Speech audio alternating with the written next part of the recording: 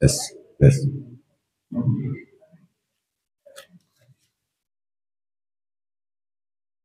Assalamualaikum warahmatullahi wabarakatuh. Bismillahirrahmanirrahim. Alhamdulillahi rabbil alamin. Alladhi hadana lil Islam wal iman. Wassalatu wassalamu ala sayyidina wa habibina wa syafi'ina wa maulana Muhammad sallallahu alaihi wasallam wa ala alihi wa ashabihi kiram wa tabi'at tabi'in wa man tabi'ahum bi ihsanin ila yaumiddin. Subhanaka la ilma lana illa ma 'allamtana innaka antal alimul hakim. Qala rabbi shrah li sadri wa yassir li amri wahlul 'uqdatam min lisani yafqahu qawli. Pertama, kita sama-sama bersyukur kepada Allah Subhanahu wa taala kerana pada malam ini kali kedua untuk mengadakan tazkirah ataupun kuliah berkenaan dengan fardu ain, asas-asas fardu ain dan juga ilmu usul, ilmu tasawuf, ilmu tauhid, semua ada dirangkum sekaligus ni. Ya. Moga-moga Allah Subhanahu wa taala pada malam ini juga sentiasa menurunkan rahmat kepada kita sekalian dan juga para malaikat Allah Subhanahu wa taala berhampiran dengan kita seluruhnya, dan moga-moga sebagai saksi Allah Subhanahu wa taala untuk dibawa menghadap kepada Allah di syurga Allah nanti. Amin, Allahumma amin. Dan yang ketiganya, salawat dan salam semoga tetap tercurah akan baginda Rasul sallallahu alaihi wasallam, yang mana kita semua mengaku umat Muhammad sallallahu alaihi wasallam, dan juga moga-moga kita diakui umat oleh baginda Rasul sallallahu alaihi wasallam. Amin, Allahumma amin. Yang saya muliakan dan saya hormati Tuan Pengurusi Madrasah Perwira Indah, Tuan Bendahari, Tuan Setiausaha, Tuan Imam, Tuan Bilal, ahli jawatan kuasa, jemaah sekalian, hadirin wal hadirat, dan adik-adik yang saya kasihi semuanya ya. Moga-moga kita sama-sama mendapat ilmu dari Allah Subhanahu wa taala, dibuka pintu hati kita oleh Allah, dan juga moga-moga kita semudah memahami apa juga yang akan kami sampaikan mengikut kitab Fardu Ain, asas-asas Fardu Ain. Kita lanjut kepada pelajaran ataupun pengajian yang minggu lalu, ialah berkenaan dengan iman. Masih ya. Jadi iman kepada Allah sudah, rukun iman sudah kita jelaskan. Rukun Islam secara ringkas juga kita dah terangkan ya. Terutama sekali adik-adik tolong dengar betul-betul ya. Okey. Kita buka halaman yang kedua. Halaman nomor 1 sudah kita pelajari tauhid akidah. Jadi sekarang pelajaran yang kedua ataupun muka surat yang kedua, iaitu beriman kepada Allah. Dan sifat-sifat yang wajib pada Allah dan juga mustahil kepada Allah, juga kepada Rasul yang wajib dan juga mustahil, dan seterusnya. Itu berkenaan dengan tauhid. Jadi di sini kita halaman nomor 2 berkenaan dengan beriman kepada Allah. Wajib ke atas setiap mukallaf beriman bahawa semua makhluk dijadikan oleh Allah Subhanahu wa taala. Wajib ke atas setiap mukallaf mengetahui dan beriman. Secara apa iman kita? Di sini diterangkan iaitu secara ijmal. Ijmal ini bahasa Arab. Kalau dia artikan sempurna, kamal, mukammal, kamalat, itu lebih kurang sama artinya ya. Jamal, ijmal, jamali, Itu lebih kurang sama maknanya. Juga dimanakan dengan sempurna. Ataupun secara ringkas, bahwa Allah Subhanahu wa Ta'ala bersifat dengan semua sifat kesempurnaan. Artinya kamalat, panjang tu bahasa Arab ya. Kalau panjang baca panjang, kalau pendek baca pendek, itu bahasa Arabnya. Jadi yaitu kamalat berarti kan dikatakan sempurna, kesempurnaan yang layak baginya. Nya itu siapa? Yaitu Allah Subhanahu wa Ta'ala. Dan mustahil ke atasnya bersifat dengan mana-mana sifat kekurangan, yaitu naqais ataupun naqis dalam arti bahasa Arabnya. Naqis itu maknanya kurang, atau jadi merasa kurang. Jadi Allah itu tidak mempunyai sifat kurang. Itu dari segi tauhid, ya, akidah kita. Nanti kita terangkan masalah akidah sekali. Dan yang kedua ialah tafsil. Tafsil bermakna di sini ialah untuk perinciannya. Fassala yufassilu tafsilan. Nah, itu dalam sarafnya begitulah. Kalau tahu dasarnya senang memaknakan. Allah bersifat dengan 20 sifat. Ya.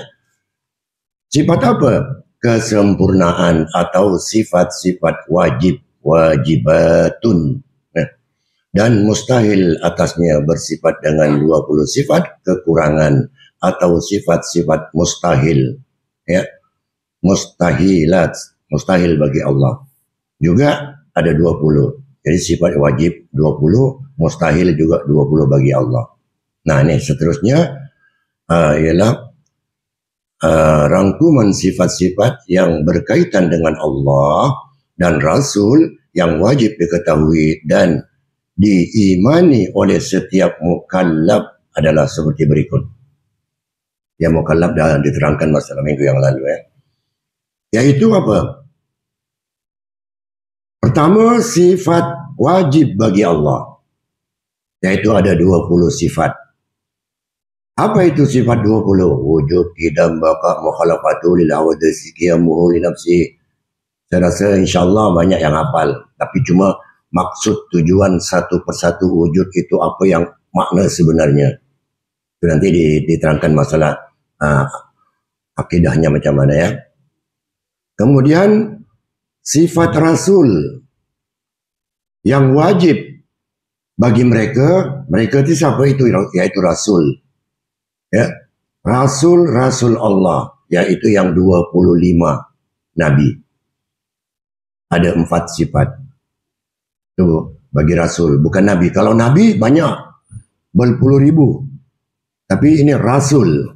Ya. Orang dulu sebelum Rasulullah Muhammad sallallahu alaihi wasallam kebanyakan Nabi. Sebab selepas itu la nabiyya ba'da, tidak ada nabi lagi selepas Nabi Muhammad. Yang ada siapa? Wali-wali Allah.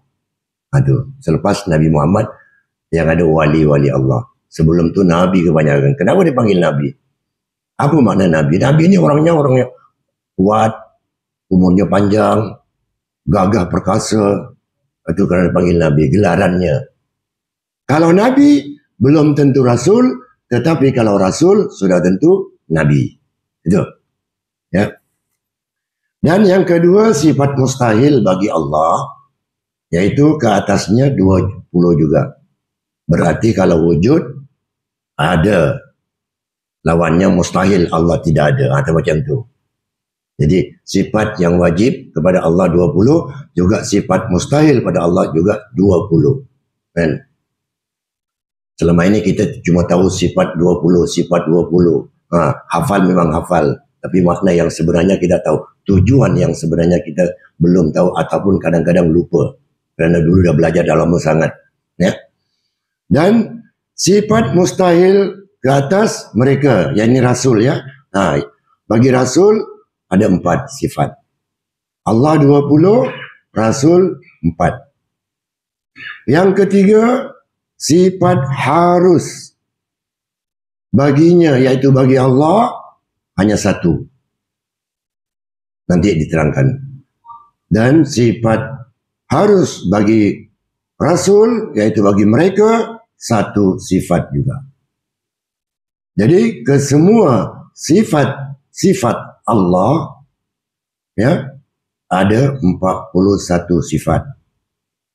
Tulisannya jelas dan terang. Manakala sifat Rasul hanya ada 9 sifat. Jadi keseluruhannya, kalau Allah 20 campur 20, 40, campur 1, 41. Ya. Sifat Rasul, ya, yang wajib bagi mereka ada 4, mustahil juga ada 4, sifat harus ada 4, jumlahnya 9. Jadi 41 campur 9, 50 sifat. Jadi asalnya 50 sifat ni, ada setengah pendapat mengatakan solat mula-mula diturunkan pada Rasulullah 50 rakaat. Lebih kurang sama macam itulah di sini, ya. Jadi kesimpulan di sini ialah apa yang dikatakan beriman yang sebenar-benarnya kepada Allah Subhanahu wa taala. Jadi iman minggu lalu diterangkan hanya lebih kurang, ya. Yang pertama, sifat Allah yang 20 iaitu wujud. Wajib kita ketahui dan beriman, harus beriman kepada Allah bahwa wujudnya Allah. Dalam Al-Quran juga diterangkan masalah ini, ya. Dalam Al-Quran surat Al-Anfal ayat 2 kata silap saya. Innamal mu'minuna alladzina idza dzukirallahu wajilat qulubuhum wa idza tuliyat 'alaihim ayatu. Itu dalam Quran. Jadi orang apabila sebut nama Allah kerana iman kepada Allah, gemetar hatinya kalau disebut kalimah Allah sahaja. Wajilat qulubuhum. Jadi sesungguhnya orang yang beriman, innamal mu'minuna alladzina, ya, sesungguhnya orang-orang yang beriman ialah mereka apabila disebut nama Allah, idza dzukirallah. Wajilat qulubuhum, gemetarlah hati mereka. Dan apabila dibacakan ayat-ayatnya, wa idza tuliyat 'alaihim ayatuhu zadatuhum imanan wa 'ala rabbihim yatawakkalun. Ya. Maka bertambahlah iman mereka dan hanya kepada Tuhanlah mereka bertawakal. Maksudnya di sini, kita sifat Allah pertama adalah wujud. Kita wajib percaya, ya. Mustahil Allah tidak wujud. Mustahil Allah tidak ada. Artinya wujud itu ada. Ya. Artinya lawannya ialah Adam, bukan alif dal mim. Ain dal mim, Adam. Artinya mustahil Allah itu tidak wujud. Itu maksudnya. Jadi kita harus percaya dengan sepenuh jiwa kita bahawa wujudnya Allah. Jangan sampai kita berkata, nanti Allah itu macam mana, ya? Kita setiap waktu menyebut Allahu Akbar, Allahu Akbar, Allahu Akbar. Allah Maha Besar. Tahu maknanya begitulah. Maknanya. Tapi yang dimaksud Maha Besar itu macam mana dia? Yang dimaksudnya untuk meyakinkan bahawa wujudnya Allah. Ada setengah pendapat mengatakan siapa yang mencipta Allah? Dia kalau ditanya macam tu, nanti kita kaji sewel kita. Jangan. Allah itu awalan wa akhiran. Ya. Itu Allah. Kami si syai'un itu. Allah jadi pada dirinya sendiri. Tidak ada siapa yang menjadikan Allah. Hanya Allah yang tahu.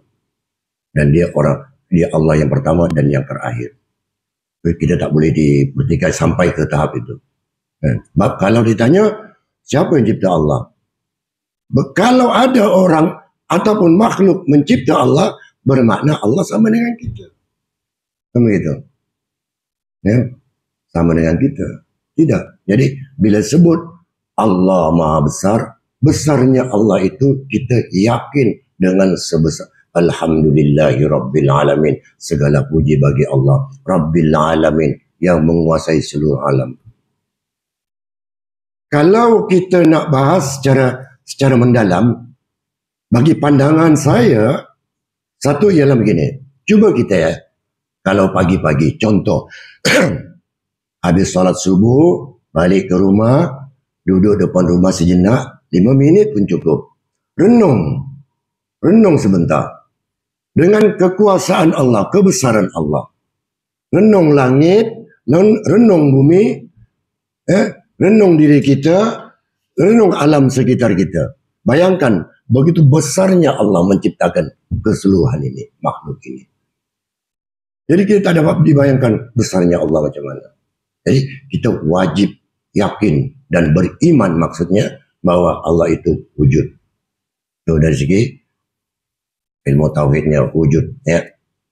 Karena di situ wujud, Allah wujud, artinya wujud gitu ya.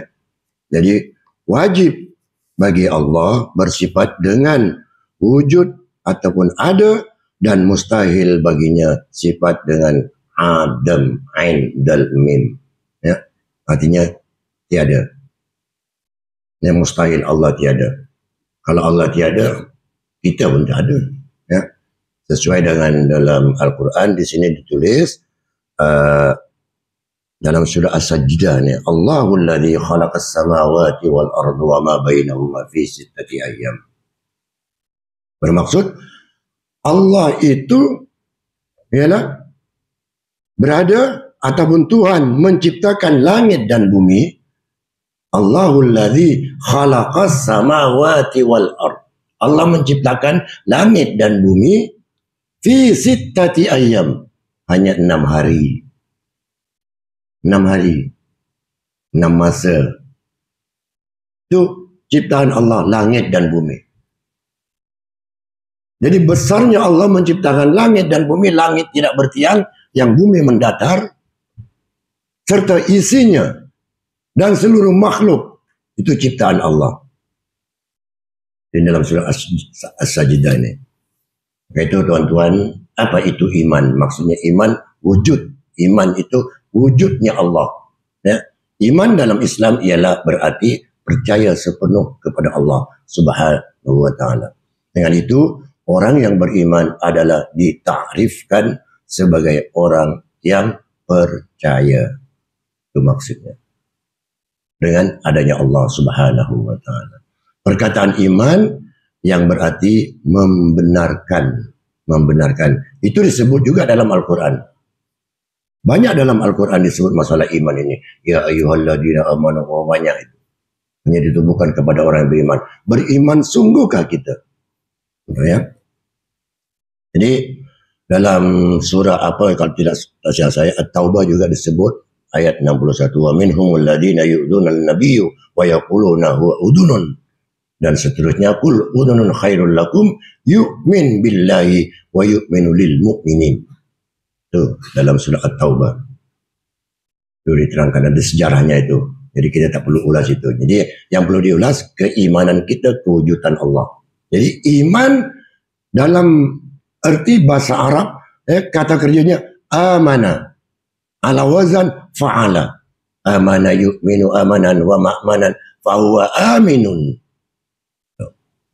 Jadi yang dimaksud di sini amanah, orang yang betul-betul beriman, mempercayainya, macam itu, ataupun membenarkan. Dalam Islam berarti percaya sepenuhnya kepada Allah Subhanahu wa ta'ala. Ramai orang hanya mengaku saya beriman. Bila kata iman yang sebenarnya, inilah dia percaya sepenuh kepada Allah. Dari zahir dan batin. Luar dan juga rohani kita. Jasmani dan rohani kita. Dalam Islam hanya sekedar mempercayai. Yu'minu. Ini masih lagi belum memadai sebagai beriman. Jika masih tidak beramal. Hanya mengaku diri kita tapi tidak beramal. Bermakna itu iman hanya mengaku, iman pura-pura namanya itu. Bukan iman yang sebenarnya. Jadi kalau orang betul-betul beriman, tidak segan, tidak malas, dan boleh jadi syaitan pun tak dapat nak mengganggu pada kita. Kalau benar-benar kita beriman. Contoh apa? Kita malas. Satu kita malas. Betul. Nak tahajud pun malas. Nak berjemaah pun malas. Contohlah. Tak berjemaah kat masjid ataupun surau. Berjemaah di rumah dengan isteri pun kadang-kadang malas. Ada satu ketika kita ada sifat malas. Tetapi bila iman tu on the spot datang, itu yang syaitan selut dengan kita. Tak dapat menggoda. Kerana iman itu mendorong untuk menegakkan amal-amal ibadah kepada Allah Subhanahu wa ta'ala. Kenapa? Kerana ada keyakinan dan kepercayaan dalam diri kita. Itu iman, ya. Jadi perkara ini juga disebut kerana orang yang sebagai beriman jika masih tidak beramal dan berpegang teguh dengan iktikad. Iktikadnya apa? Seperti dalam Al-Quran juga disebut. Dalilnya ada, bukan tak ada. Kadang-kadang orang bercakap tak ada dalil, orang tak percaya.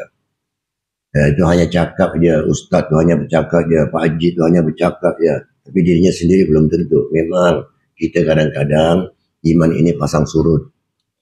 Pasang surut. Ada kalanya waktu rajin. Waktu malas. Kerana apa? Nafsu dengan syaitan gaduh je. Setiap saat. Tu, nafsu dengan syaitan. Nafsu kata, sembahyanglah, solatlah. Syaitan kata, tak payah. Itu masalah nafsu dengan, kenapa? Di situ akan dicuit iman kita oleh syaitan, laknatullah.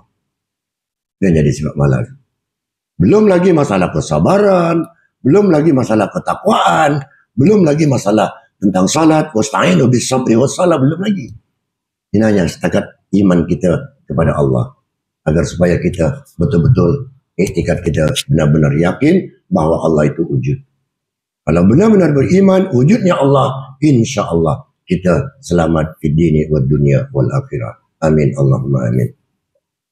Jadi orang-orang Arab berkata, jadi qala al-a'rabu amanna. Itu dalam surah apa itu? Al-Hujurat.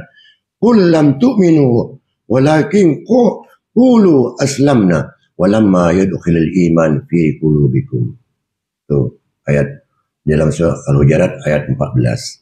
Orang-orang Arab berkata pada waktu dahulu, kami telah beriman. Hanya mengaku dalam lisan. Hanya mengaku di lisan. Kami telah beriman. Itu. Ya. Kul kata Allah dalam Al-Quran kepada Nabi Muhammad. Kul lam tu'minu. Kul katakanlah wahai Muhammad. Kamu belum beriman, kata Rasul. Jadi orang Arab masa itu kamu hanya mengaku iman tapi belum beriman. Di sini kalau dimaknakan kata-kata iman, ya, kata mufradnya. Kata mufradnya amanah, hanya mengaku kita beriman. Tapi sebenarnya kata Rasulullah belum betul-betul beriman. Sebab kalau betul-betul beriman, sebagaimana saya terangkan tadi, ialah mengerjakan amal-amal perintah-perintah Allah, terutama sekali yang wajib. Itu dia. Jadi tuan-tuan dan hadirin sekalian, ini sedikit sebanyak berkenaan dengan masalah keimanan kita, wujudnya Allah Subhanahu wa ta'ala. Dan yakin seyakin-yakinnya. Dan kewujudan Allah dapat dibuktikan dengan adanya makhluk. Nah seterusnya ya, selepas wujud di bawahnya. Allahul ladzi khalaqas samawati wal arda wa ma bainahuma fi sittati ayyam. Ini seterusnya kewujudan Allah dapat dibuktikan dengan adanya makhluk. Makhluk tidak boleh ada dengan sendirinya tanpa pencipta. Penciptanya adalah Allah. Yang mencipta Allah juga Allah sendiri. Percaya? Wajib percaya. Kalau kita tidak percaya, na'udzubillah min dzalik. Bimbang kita ya. Jangan sampai mengaku diri kita hebat. Ujub, hubut taqaddum, hubul jah, hubut dunia dan sebagainya. Sombong dan sebagainya. Merasa seakan-akan kita ni, maaf cakap ya, terlalu berani dengan Allah lah. Ya, maksudnya Allah. Sembahyang pun macam tu je, seakan-akan macam Allah tak ada di samping kita. Berani kita. Berapa kali kita buat dosa. Padahal Allah dah perintahkan, kata masih lagi kita nak buat juga. Itu kadang-kadang kita nafsu. Ya, jadi kewujudan Allah ini kita kena yakin. Kalau kita sedar, Allah sentiasa berada di hadapan kita. Di mukadimah tempoh hari dah disebut.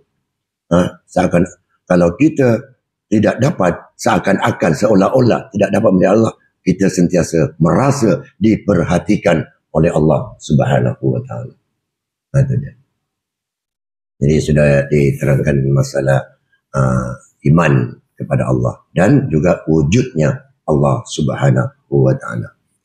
Ya.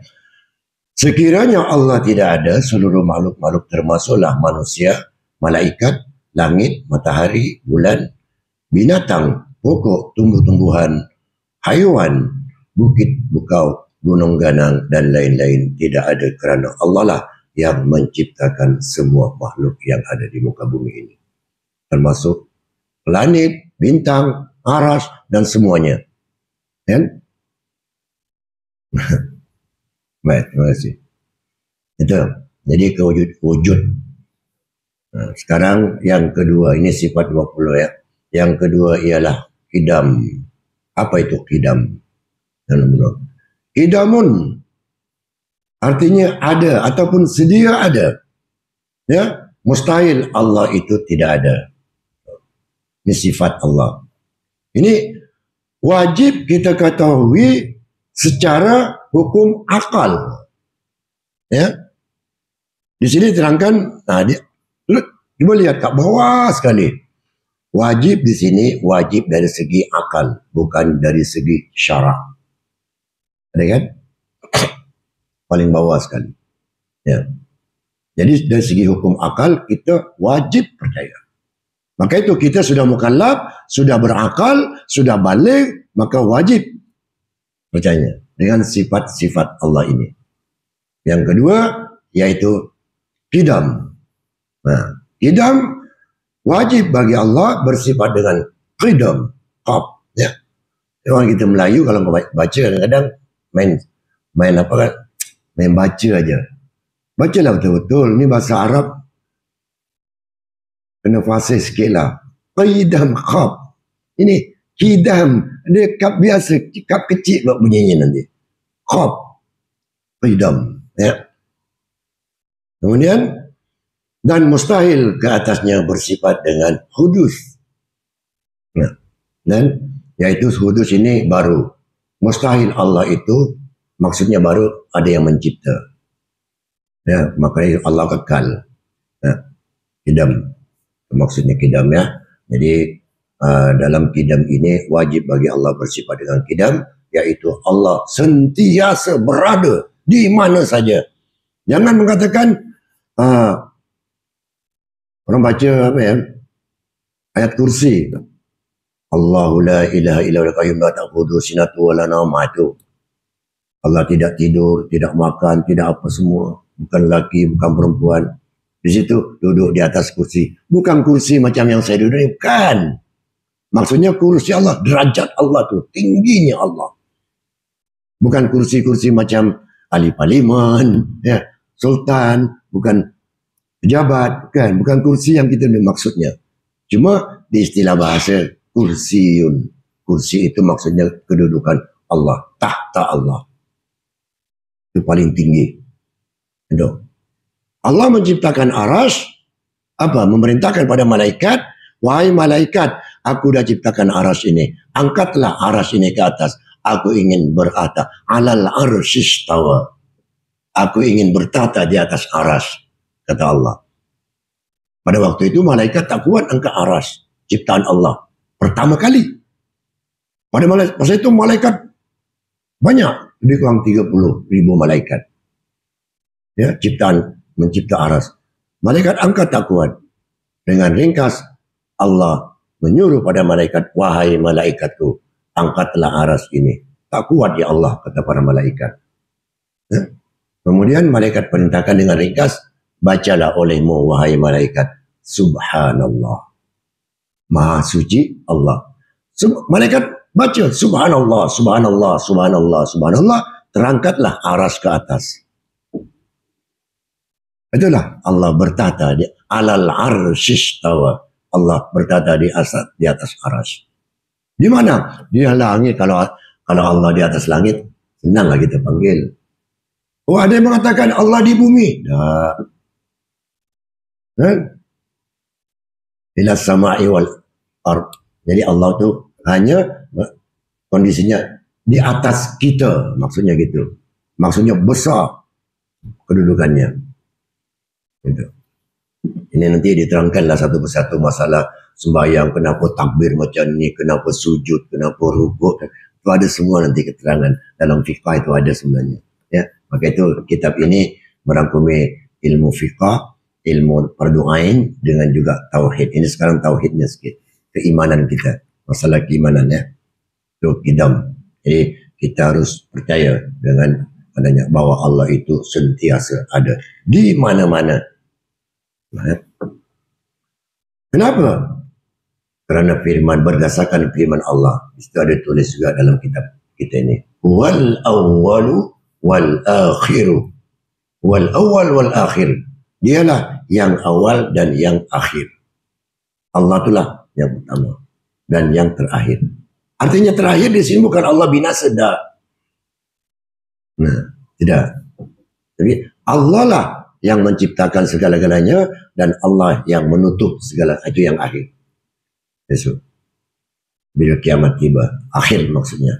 Bukan Allah yang akhir, maksudnya segala apa ciptaan Allah itu akan berakhir. Jika Allah tidak bersifat dengan qidam, maka dia bersifat dengan hudus. Yaitu hudus bermakna baharu. Jika Allah baharu ada, maka dia memerlukan pencipta dan menjadikannya ia mustahil kerana akan membawa kepada durun. Ya, membawa durun, daur. Ya, durun memboleh, daur memboleh. Artinya daur apa? Pusing-pusing, berputar-putar. Ya. Lalu kembali kepada asal, berpusing-pusing. Kemudian tasal-salun. Ya. Artinya tidak ada penyudahnya, tidak ada kesudahan. Kalau Allah diciptakan, ada yang menciptakan Allah, berpusing-pusing. Siapa yang menciptakan Allah? Cari-cari tak jumpa. Pusing-pusing gitu aja. Maka itu kita harus yakin dan beriman dan percaya bahwa Allah itu jadi atas pada dirinya sendiri. Di mana tempatnya? Di zat Allah. Di tempatnya sendiri. Tiada siapa yang tahu. Daripada Adam sampai akhir zaman, semua umat, hatta orang Islam ataupun orang bukan Islam, tidak ada tahu di mana tempatnya Allah. Nah, kalau orang Islam memang yakin dan percaya dah. Nah itu ya, penerangan daripada sedikit sebanyak berkenaan dengan qidam gan. Ya, cepat sikit. Kemudian yang ketiga ialah baqa'un. Ya, baqa' artinya kekal. Ya. Ini sifat 20 kena belajar balik. Kekal artinya mustahil Allah itu tidak kekal. Artinya tidak pengakhiran. Faham ya maksudnya? Jadi Allah itu tetap kekal. Artinya kekal tidak akan binasa. Sentiasa, kalau ibarat kita hidup panjang. Tapi karena Allah itu bukan manusia, ya, kita tidak boleh katakan Allah itu hidup selama memang Allah hidup. Artinya kekal dimaksudkan di situ. Maka itu nanti akan ada sifat hayat, ya, hidup. Ya. Itu kekal, ya. Wajib bagi Allah bersifat dengan baqa. Kekal, bracket, tidak ada pengakhiran. Dan mustahil atasnya bersifat dengan adam juga. Ataupun fana. Ya, Allah tidak binasa. Ataupun turukul adam. Kedatangan tiada binasa. Dan Allah tidak ada pengakhirannya. Itu sebab dalam Al-Quran disebut wal awwal wal akhir. Jadi Allah tidak ada pengakhirannya dan tidak akan binasa. Kita percaya, wajib percaya juga. Karena ini sifat Allah yang wajib kita ketahui. Itulah sifat 20 di antaranya. Kalau tak percaya juga, saya nak tahu, nak cakap na'udzubillah min zalik. Moga-moga kita tidak sampai ke tahap itu.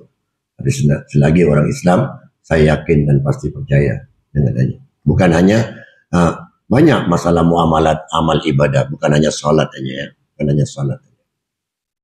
Ya. Termasuk ini ibadah. Menuntut ilmu ibadah. Belum lagi apa yang dikatakan ilmu, apa yang dikatakan ulama, apa yang dikatakan alim, dan semua ada nanti masa akan datanglah insyaAllah. Jadi baka Allah itu sentiasa ada dan Allah tidak akan fana. Nah, jadi kalau orang dulu-dulu belajar akidatul awam, sekolah-sekolah, sekolah agama terutama ada lagunya nih. Allah wujud dan baqa mukhalafatu lil hawadisi qiyamuhu bi nafsihi. Apa macam tu kan? Dan seterusnya. Ada lagu, macam-macam lagu.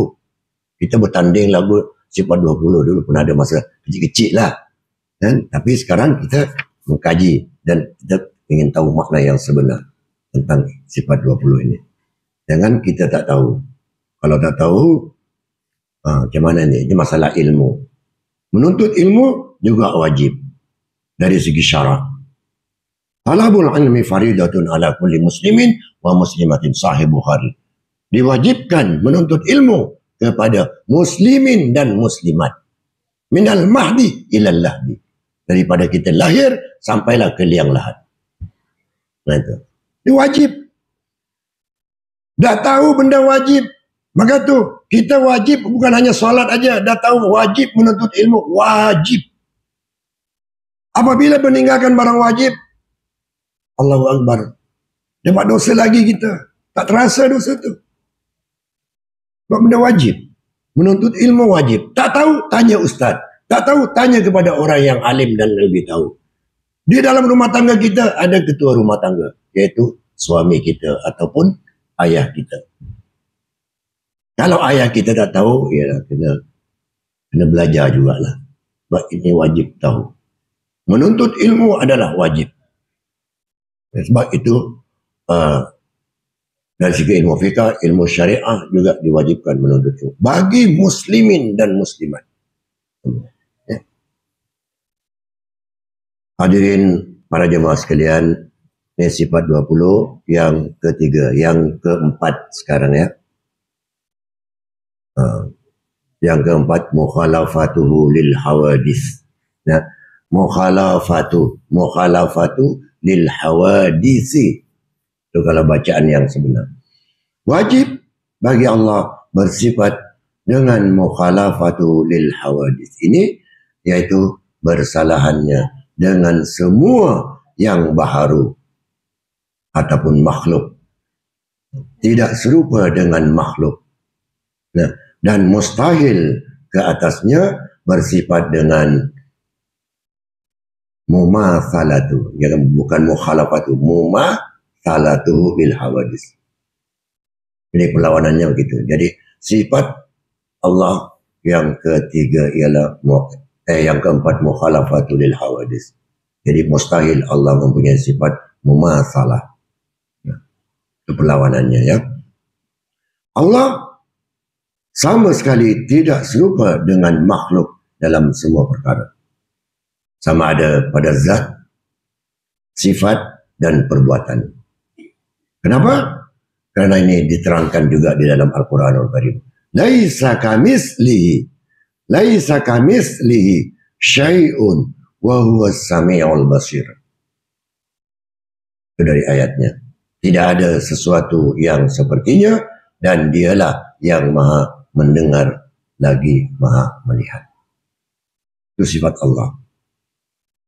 Jadi mukhalafatu lil hawadis ini dikiaskan kepada laisa kamisli dalam Al-Quran ya. Tidak ada yakin kita bahawa ini laisa kamisli syai'un wa huwas sami'. Allah maha melihat dan maha mendengar. Wa huwas sami' dan dia maksudnya wa huwas sami'ul basir. Dia maha mendengar dan juga maha melihat. Bukan hanya sekedar dia melihat, dia mendengar. Maha. Dia sebut maha ni tinggi bahasa Syekh. Maha. Jadi tidak ada orang yang menggelar, ada gelaran maha. Kecuali Allah Subhanahu wa ta'ala. Kalau manusia, itu orang yang betul-betul tinggi, boleh maha agung. Ya. Kalau Allah maha kuasa, kalau Sultan maha agung, kan? Kalau duit Maha penting lah. Itu ya. Maha juga ada. Ya. InsyaAllah. Jadi laisa kamitslihi syai'un wa huwas samiul basir, ini penafsiran kepada mukhalafatu lil hawadits. Ini sifat Allah yang keempat. Jika Allah tidak bersifat dengan mukhalafatu lil hawadits, ini artinya bersalahan tidak serupa dengan makhluk, maka dia serupa dengan makhluk. Kalau Allah tidak mempunyai sifat ini, maka Allah itu serupa dengan makhluk yang lain. Penafsiran tingginya sebenarnya, tuan-tuan. Ya, ia adalah mustahil kerana makhluk mempunyai banyak kekurangan. Allah tidak ada kekurangan sedikit pun tak ada. Ya, itu adalah sifat Allah. Yang kelima, qiyamuhu binafsihi. Qiyamuhu binafsihi. Qiyam. Quran juga disebut ni. Wa yuqimuna as-salah wa aqimu qiyam. Mahallul qiyam. Sila berdiri. Ya? Jadi maksudnya qiyamu binafsihi, Allah itu berdiri pada dirinya sendiri, ke atas dirinya sendiri. Ya, dengan sendirinya. Ada Allah sendiri-sendiri. Tidak memerlukan zat dan pencipta. Ini dia. Jadi qiyamu dengan sendirinya Allah. Wajib bagi Allah bersifat dengan qiyamuhu binafsihi. Artinya berdirinya dengan sendirinya. Ada Allah sendiri-sendirinya. Tidak memerlukan zat dan pencipta. Dan mustahil atasnya memerlukan zat dan pencipta. Ya, ihtiyajun ila mahalli wa mukhassis. Maksudnya Allah tidak memerlukan zat. Ya, mahallun. Alla yuhalli mahallun. Mahallun. Kerana apa? Allah adalah zat dan dia tidak memerlukan pencipta. Ya, tidak memerlukan pencipta, yaitu mukhassis, untuk menjadikannya, kerana dia khadim dan dialah pencipta segala sesuatu. Pencipta segala sesuatu. Apapun juga, sekecil apapun yang ada di muka bumi ini, di atas muka bumi ini, semua Allah yang menciptakan. Ya, segala isi bumi. Okey, tak percaya? Handphone ni siapa yang mencipta? Ciptaan manusia. Tapi yang menjadikan siapa?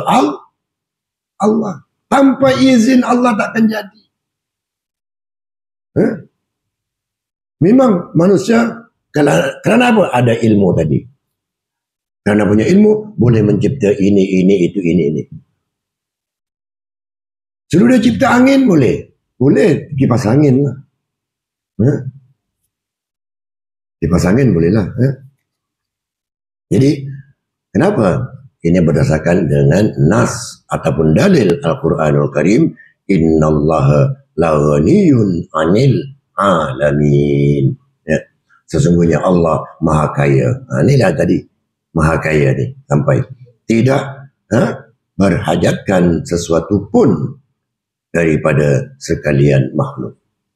Maksudnya Allah tidak memerlukan apapun, sebab Allah yang menciptakan semuanya. Ya. Semua, seluruh alam. Bila sebut seluruh alam ini Allah, ya Allah.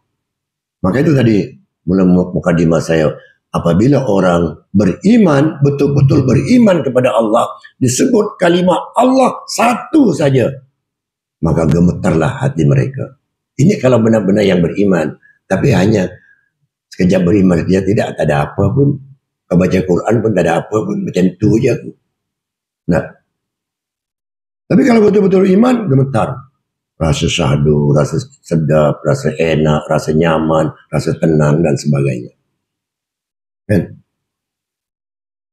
Lainlah kalau imam dah tua macam saya, kadang-kadang gigi dah kurang, sebutan dah kurang fasih, kan? Dah lah tak sedap. Lagi-lagi kalau imam dah tua sangat sampai 80, nanti tak clear. Bismillahirrahmanirrahim. Larilah makmum. Jadi kita kena tegas sikit walaupun macam mana pun lah. Jadi itu kita keimanan kita, ya. Innallaha laghaniyun 'anil alamin. Jadi Allah adalah maha kaya di atas segala-galanya. Itu sifat qiyamuhu binafsihi, yaitu Allah berdiri. Kalau ibarat kita berdiri di atas kaki sendiri, tidak ada bantuan kiri kanan depan belakang atas bawah, tak ada. Itu maksudnya qiyamuhu binafsihi. Ya. Begitu juga jika Allah memerlukan pencipta, jika Allah memerlukan pencipta, nampak? Maka dia bertukar daripada Khalik, ya, yaitu pencipta. Khalik ini fi'il apa ini? Isim fa'il, kan fi'il ya. Khaliqun, kalau dibahasakan saraf nahunya ala wazan fa'ala. Khalaqa yakhluqu khalqan wa ma khalaqan fahuwa khaliqun. Artinya isim fa'il memaksud kalau orang lah, orang yang mencipta. Tapi karena ini bukan orang, karena Allah, maka penciptanya, ya, pencipta kepada makhluk. Makhluk di sini ya, yang diciptakan. Makhluk mempunyai kekurangan, dan kekurangan adalah mustahil bagi Allah Subhanahu wa taala. Inilah keterangan sedikit sebanyak berkenaan sampai ke tahap qiyamuhu binafsihi dulu. Kita stop kerana insya sudah hampir masuk. InsyaAllah ada masa saya kalau boleh masa akan datang bergili-gili lah dengan Dr. Hisham ni. Dia pengurusi kena ada juga seminggu, minggu depan Dr. Hisham, 2 minggu sekali saya macam tu boleh lah. Kalau tiap minggu ni nampak kurang sikit ya. Memang sambutan Alhamdulillah menggalakkan. Dan untuk makluman para jemaah muslimin muslimat, saya dimaklumkan insyaAllah besok pagi ada kuliah ya. Ya, tolong hadir berkenaan dengan pusaka faraid yang akan disampaikan oleh Dr. Tajul, pensyarah UIA yang pakar berkenaan dengan ilmu faraid. Itu juga walaupun bukan fardu ain, itu fardu kifayah, fardu juga. Wajib kita tahu. Walaupun kita, saya tak punya harta, tak payah dengar lah, malas. Jangan. Ya? Belum tahu. Nanti akan ilmu kalau dapat, boleh sampai pada anak dan cucu-cucu kita. Pak Haji ya? Pak Haji banyak harta ni. Ya insyaAllah. Itu yang mustahak. Jadi besok pagi, kuliah subuh, ada doktor daripada UIA untuk menyampaikan bab berkenaan dengan faraid. InsyaAllah. Itu saja kerana Isyak sudah masuk. Moga-moga apa yang saya sampaikan, kalau kurang jelas dan kurang ini, itu adalah kelemahan daripada saya sendiri. Dan mudah-mudahan bermanfaat, terutama sekali kepada diri saya dan juga pada tuan-tuan dan muslimin muslimat yang dirahmati Allah. Aqulu qawli hadza wa astaghfirullahal azim li wa lakum. Akhirul kalam wa billahi taufiq wal hidayah. Wassalamualaikum warahmatullahi wabarakatuh.